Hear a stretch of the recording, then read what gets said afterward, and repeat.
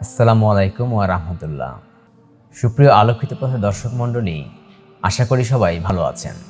আজ আমরা জানাবো মহানবী সাল্লাল্লাহু আলাইহি ওয়াসাল্লাম দেখতে কেমন ছিলেন।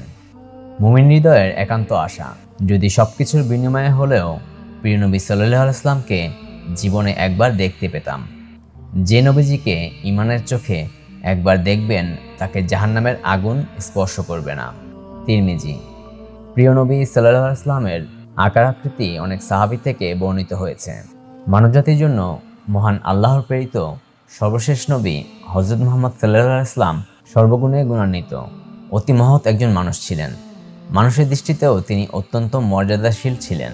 তার চেহারা মোবারক পূর্ণিমার চাঁদের মতো ঝলমল করত। মাঝারি গড়ন বিশিষ্ট ব্যক্তি থেকে কিছুটা লম্বা, আবার অতি লম্বা থেকে খাটো ছিলেন তিনি। মাথা মোবারক সুসংগঠিতভাবে বড় ছিল। কেশ মোবারক সামান্য কুঞ্চিত ছিল। মাথার চুলে অনিচ্ছাকৃতভাবে আপনা আপনি সিঁথি হয়ে গেলে সেভাবেই রাখতেন, অন্যথায় ইচ্ছাকৃতভাবে সিঁথি তৈরি করার চেষ্টা করতেন না। চিরুনি ইত্যাদি না থাকলে এরূপ করতেন, আর চিরুনি থাকলে ইচ্ছাকৃত সিঁথি তৈরি করতেন। কেশ মোবারক লম্বা হলে কানের লতি অতিক্রম করে যেত। শরীর মুবারকের রং ছিল অত্যন্ত উজ্জ্বল, আর ললাট ছিল প্রশস্ত। ভ্রুদ্বয় বক্র, সরু ও ঘন ছিল। উভয় ভ্রু পৃথক পৃথক ছিল, মাঝখানে সংযুক্ত ছিল না। ভ্রুদ্বয়ের মাঝখানে একটি রগ ছিল, যা রাগের সময় ফুলে যেত। তার নাসিকা উঁচু ছিল, যার উপর এক প্রকার নূর ও চমক ছিল। যে প্রথম দেখত সে তাকে উঁচু নাকওয়ালা ধারণা করত, কিন্তু গভীরভাবে দৃষ্টি করলে বুঝতে পারত যে সৌন্দর্য ও চমকের দরুন উঁচু মনে হচ্ছে, আসলে উঁচু নয়। দাড়ি মুবারক ভরপুর ও ঘন ছিল। চোখের মনে ছিল অত্যন্ত কালো। তার গণ্ডদেশ সমতল ও হালকা ছিল, এবং গোশত ঝুলন্ত ছিল না। তার মুখ সঙ্গতপূর্ণ প্রশস্ত ছিল। তার দাঁত মুবারক চিকন ও মসৃণ ছিল, এবং সামনের দাঁতগুলোর মধ্যে কিছু কিছু ফাঁকা ছিল। তার গ্রীবা মুবারক সুন্দর ও সরু ছিল। তার রং ছিল রূপার মতো সুন্দর ও স্বচ্ছ। তার সব অঙ্গ প্রত্যঙ্গ সামঞ্জস্যপূর্ণ ও মাংসল ছিল, আর শরীর ছিল সুঠাম। তার পেট ও বুক ছিল সমতল, এবং বুক ছিল প্রশস্ত। উভয় কাঁধের মাঝখানে বেশ ব্যবধান ছিল। গ্রন্থির হাড়গুলো শক্ত ও বড় ছিল, যা শক্তি সামর্থ্যের একটি প্রমাণ।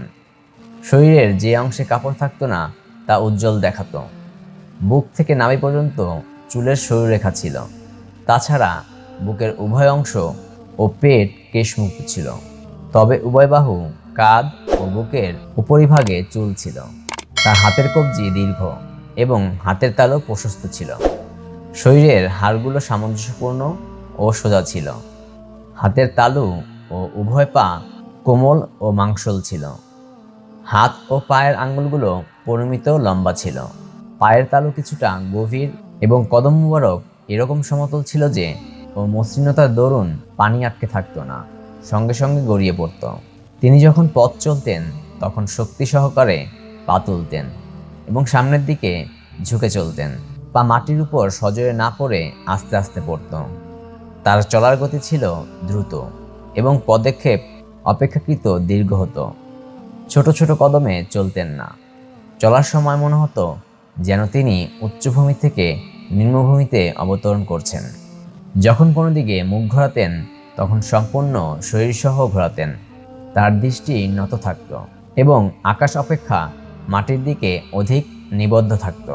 সাধারণত চোখের এক পার্শ্ব দিয়ে তাকাতেন, অর্থাৎ লজ্জা ও শরমের দরুন কারো প্রতি পূর্ণ দৃষ্টি খুলে তাকাতে পারতেন না। তিনি দুনিয়া বা দুনিয়ার কোনো বিষয়ে রাগান্বিত হতেন না, কারণ তার দৃষ্টিতে দুনিয়া ও দুনিয়াবী বিষয়ে কোনো গুরুত্ব ছিল না।